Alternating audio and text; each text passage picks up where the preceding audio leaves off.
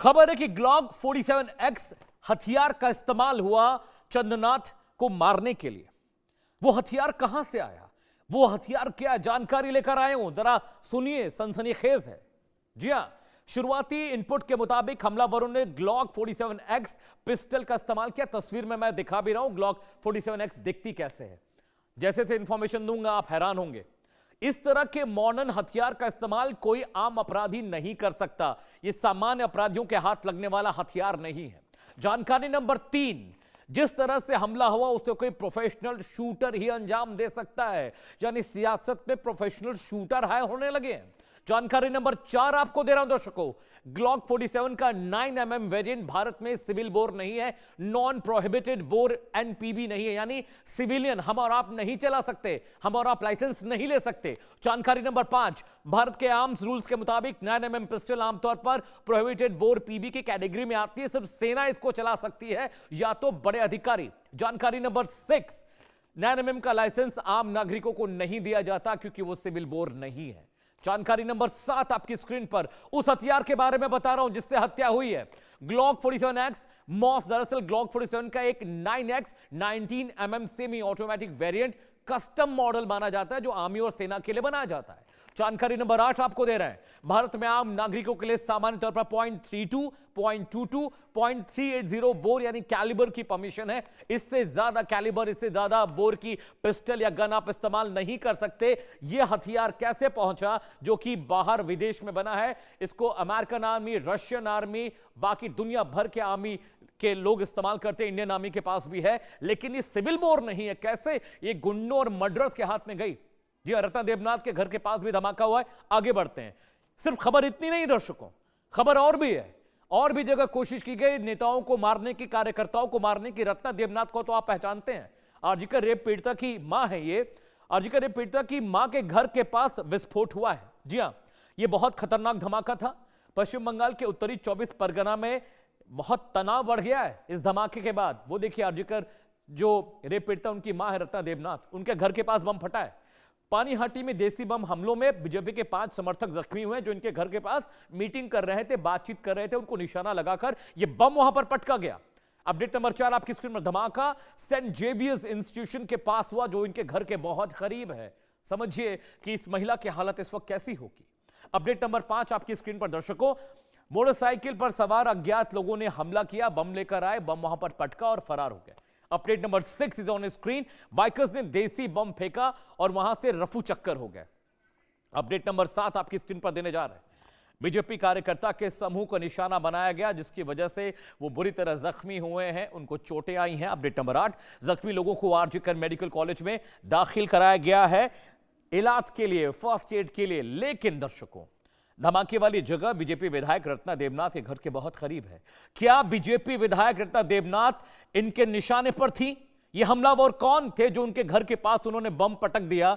कहीं ये बम उनके घर पर अगर फेंक दिया गया होता तो उनकी हालत क्या होती? महिला डरी हुई है और यहां पर देखिए गुंडागर्दी सरेआम मची हुई है। जी हां, एक बड़ा पैनल मेरे साथ जुड़ रहा है। अगले 1 घंटे लगातार इस गंभीर विषय पर चर्चा कर रहे हैं और चर्चा होनी भी चाहिए और सभी राजनीतिक दलों को सुनना भी चाहिए कि क्या हो गया पश्चिम बंगाल में और क्या होने जा रहा है पश्चिम बंगाल में। जी हां, स्वागत कीजिए सुधांशु मित्तल साहब का, बीजेपी के नेता, वरिष्ठ नेता है। बहुत बहुत स्वागत है सुधांशु मित्तल साहब आपका।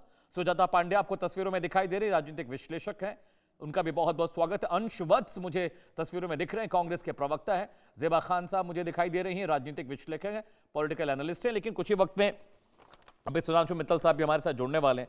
सबसे पहले मैं सुजाता जी के पास आ रहा हूं। सुजाता जी, टीएमसी हार क्या गई, बंगाल में बवाल हो गया और मुझे पता है कि जब आप डिबेट कर रही थी तो आपने मुझसे कहा था कि मित इस बार बीजेपी आएगी, बड़े पैमाने पर आएगी, और आपने नतीजों के ठीक 4 दिन पहले मुझसे ये बात कही थी मेरे डिबेट में कि मित इस बार टीएमसी का सूपड़ा साफ है पश्चिम बंगाल में और बीजेपी बहुत बड़े पैमाने पर आएगी। लेकिन सुजाता जी, बीजेपी आ तो गई लेकिन बीजेपी कार्यकर्ताओं को ढूंढ ढूंढ के मारा जा रहा है, उनकी हत्याएं हो रही हैं। क्या हो रहा है पश्चिम बंगाल में? क्या ये एक नया रजीम लाने की कीमत पश्चिम बंगाल को ऐसे चुकानी पड़ेगी?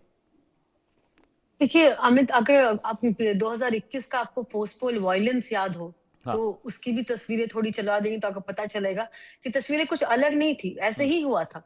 टीएमसी जीती थी, आज टीएमसी हारी है, लेकिन उसमें बस फर्क इतना ही है कि एक हार जीत का फर्क है, लेकिन लोग वही हैं, काडर वही है, सिस्टम वही है और तरीका भी वही है, वही रक्त रंजित करने का तरीका। कि जिस कहते हैं ना कि आप मैंने कुछ दिन पहले देखा था कि बुद्धदेव भट्टाचार्य की एक तस्वीर देखी थी, जब वो हार गए थे टीएमसी से, तो वो बिल्कुल चुपचाप एक जैसे बोलते हैं ना, जिसको हार को गरिमा के साथ में एक्सेप्ट करना, ममता बनर्जी को वो आता नहीं है, क्योंकि ये उन्होंने सीखा ही नहीं है, उनको पता नहीं है, उनके काडर को पता नहीं, उनके सिस्टम को पता नहीं है कि बिना सत्ता के कैसे रहते हैं। आज वो सत्ता विहीन हो गए हैं, तो फिर किस तरह से वो फ्रस्ट्रेशन निकलेगा, वही आप देख रहे हैं। लेकिन ये लोकतंत्र के लिए बहुत बड़ी, बहुत चिंता की वजह, जो आपकी रिपोर्ट में देख रही थी, मुझे तो लगता है कि इस पे मतलब एनआईए बैठनी चाहिए। ये तो आईबी की बात है कि मतलब इस तरह से सुनियोजित प्लानिंग, ये कोई रैंडम पॉलिटिकल किलिंग नहीं है, जिसको वो भी रैंडम नहीं होनी चाहिए, पॉलिटिकल के एक भी नहीं होनी चाहिए, लेकिन फिर भी बंगाल का जो इतिहास है,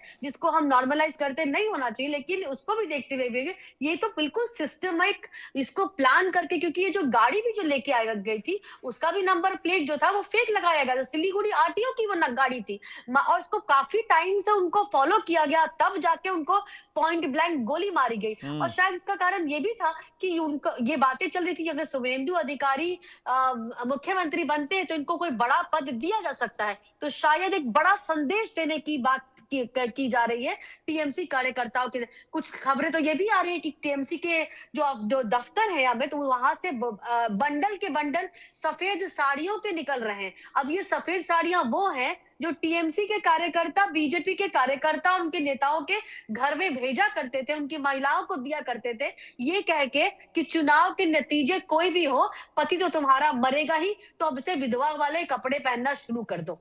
ये हाल है बंगाल का। और आप आज मुझे बताइए कि वो सारे लोग कहाँ हैं, वो सेकुलरिज्म के सूरमा जो कहते थे कि बंगाल में इलेक्शन कमीशन जो है बीजेपी की एजेंट है, और इसीलिए इतने सारे जो सैन्य सुरक्षा बल जो है बंगाल में लगाए गए हैं। बंगाल को छावनी में क्यों बदल दिया गया है? अब बताइए, छावनी में बदलने के बावजूद लोग मर रहे हैं, और लोगों की क्या गलती है? लोगों की सिर्फ क्या गलती, जो लोकतांत्रिक अधिकार है उसका प्रयोग किया है। ये वही लोग है ना, इंडिया अलायंस, जिन्होंने कहा था कि हम संविधान बचाने के लिए एक इंडिया अलायंस बनाने जा रहे हैं। ये इस तरह से बचेगा संविधान कि जहां पे आपको जनता रिजेक्ट की है, जनता ने आपको रिजेक्ट किया है, सिर्फ मुख्यमंत्री को रिजेक्ट किया है, आपके 36 मिनिस्टर्स को रिजेक्ट किया है, तो क्या आप उसका बदला जो है जनता के खून से ही लेंगे? आखिर जो मर रहे हैं वो भी तो बंगाली ही है, वो क्या माँ माटी मानुष का हिस्सा नहीं है? ये पूछना चाहिए बंगाल की जनता का। शायद यही कारण था कि मैंने आपको पहले बोला था कि बंगाल में इस बार टीएमसी का सुपड़ा साफ हो जाएगा, क्योंकि यही सब कुछ अंदर खाने चल रहा था, जो कभी रिपोर्ट नहीं होता था, जो एक सिलेक्टिव रिपोर्टिंग होती है ना मीडिया की, जो कि जिसको हम लेफ्ट प्रिविलेज कहते हैं, कि लेफ्ट चाहे कितनी भी खून खराबा हो जाए, कुछ हो जाए, उसको ना डेमोक्रेसी के नाम पे, फ्रीडम ऑफ एक्सप्रेशन के नाम पे, मोमेंट ऑफ ट्रुथ के नाम पे हम उसको चुपचाप उसको साइड में कर देते हैं कि इसके बारे में बात नहीं होगी। लेकिन अगर यही चीजें समझिए कि अगर बीजेपी के राज्य में हो जाती, मणिपुर की घटना का तो बार बार जिक्र किया जाता है, अभी भी कुछ लोग पैनल पे बैठे हैं जो भी बात लेके आएंगे मणिपुर की, लेकिन मणिपुर भी गलत था और ये भी गलत है। क्या इतना कहने में बहुत साहस की जरूरत होती है, बहुत हिम्मत की जरूरत होती है? मुझे लगता है कि अब होम मिनिस्ट्री को डायरेक्ट एक्शन लेना चाहिए। अब किस चीज का वेट कर रहे हैं? कल को कोई अगर इससे भी बड़ी दुर्घटना हो गई तो फिर क्या कहेगी? मतलब बीजेपी को भी क्या बोलना होगा कि वो जो चुनाव जीती है, क्योंकि अभी तो जो है जी, अभी तो ममता बनर्जी एक्टिंग सीएम है। सीएम तो ममता बनर्जी है। क्या उन्होंने कोई बयान दिया है? मुझे तो नहीं दिखा। मैं तो सर्च कर रही थी क्या ममता बनर्जी ने किस तरह से इस बात को नकारा है, भर्त्सना की है, या कहा है कि नहीं ऐसा नहीं होना चाहिए। लेकिन नहीं कह सकती, ये उनकी राजनीतिक मजबूरी, और यही बंगाल की जो नियति थी इसको बंगाल ने पलटने की कोशिश की है, क्योंकि जैसे ही कह देंगी वैसे ही उनका जो काडर है वो निशाने में आ जाएगा। आपको एक बात पता, बीबीसी की एक रिपोर्ट पढ़िएगा, यहाँ पे पैनल में जितने सारे लोग हैं वो बैठ के पढ़े कि किस तरह से टीएमसी के अंदर में, लेफ्ट के अंदर में, बंगाल में एक हैंडमेड जो उसको आम बनाने का या आम इसको ग्रे मार्केट का आम